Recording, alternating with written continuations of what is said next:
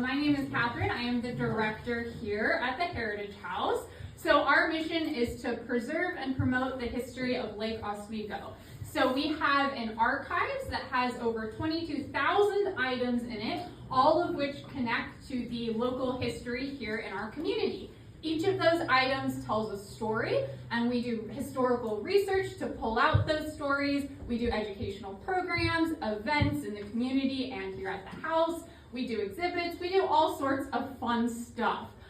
So our goal is just to get people excited about history, to connect to the past so that we understand our present day a little bit better, and then we can look forward and make a better future together. So a really good example of this is that when we have a school group come into the museum, we'll let them handle some artifacts so they can get a little hands-on with history, and then we'll ask them a series of questions. So we're going to do one of those today. It's just going to be very brief, but I am going to put to the test your knowledge of Lake Oswego history.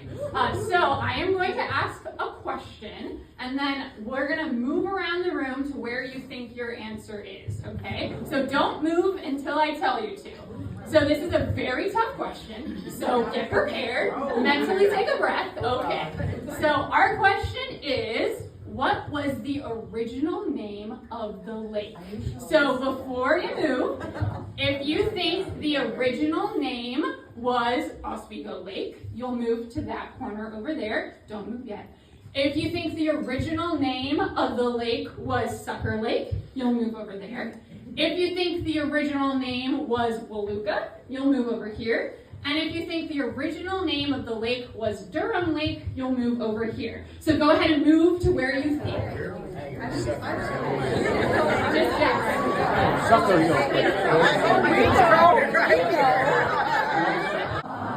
wonderful. All right. So, are you ready for the answer? Yeah.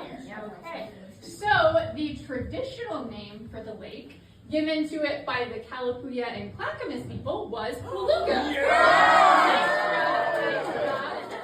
So the lake was between two major groups of people, and the name Waluga was thought to come from the sound wild swans make. When white settlers moved in, they named it Sucker Lake. Good job, everybody. And then it was named after the lamprey eels, hence the sucker title.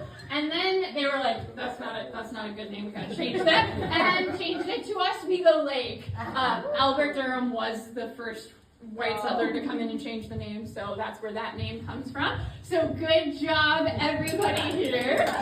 Participation in that question. Now, the important thing about that is not just, hey, I did a fun trivia fact that I can share with people in my next business meeting.